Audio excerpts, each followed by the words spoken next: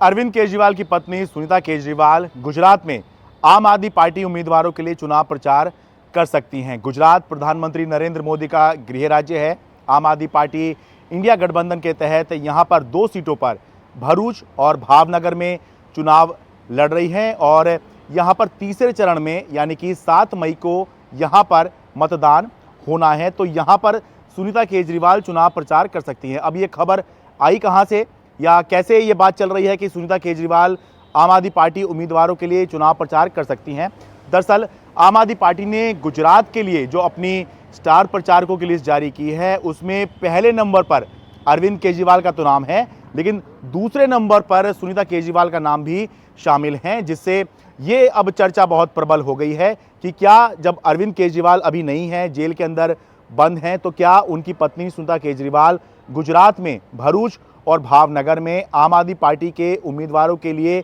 चुनाव प्रचार करेंगी? वैसे इन जो स्टार प्रचारकों की लिस्ट जारी की है, 40 स्टार प्रचारकों की लिस्ट आम आदमी पार्टी ने जारी की है। इसमें सबसे ऊपर तो अरविंद केजरीवाल का नाम है ही, उसके बाद सुनीता केजरीवाल, भगवंत मान का भी नाम इसमें शामिल है, जो इस समय आम आदमी पार्टी के लिए देश के अलग अलग हिस्सों में, चाहे वो असम हो चाहे गुजरात हो, चुनाव प्रचार कर रहे हैं। मनीष सिसोदिया और सत्येंद्र जैन के नाम भी शामिल हैं। तो कुल 3 नाम इस लिस्ट के अंदर ऐसे हैं जो फिलहाल चुनाव प्रचार इन चुनावों में कर पाएंगे या नहीं कर पाएंगे, ये अभी इसलिए साफ नहीं है क्योंकि 3 नाम अरविंद केजरीवाल, मनीष सिसोदिया, सत्येंद्र जैन, ये तीनों अभी जेल में हैं और अदालत से अभी तक इनको चुनाव प्रचार की इजाज़त नहीं मिल पाई है।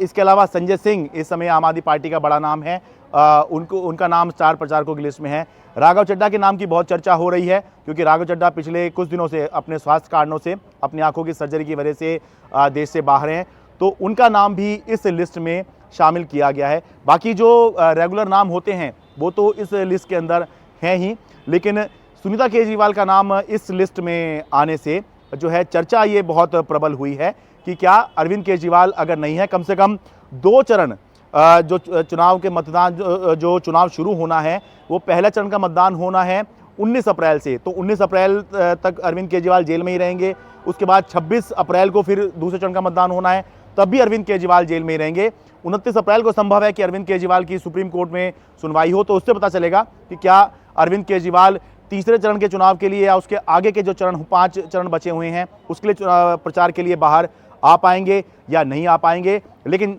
फिलहाल के लिए यही कह सकते हैं कि आम आदमी पार्टी इस तरफ बढ़ रही है कि अरविंद केजरीवाल नहीं है तो उनकी पत्नी सुनीता केजरीवाल से चुनाव प्रचार गुजरात में, प्रधानमंत्री नरेंद्र मोदी के गृह राज्य में गुजरात में चुनाव प्रचार आम आदमी पार्टी सुनीता केजरीवाल से करवा सकती है। दिल्ली से अपने कैमरा सहयोगी सचिन गुप्ता के साथ मैं शरद शर्मा, एनडीटीवी इंडिया।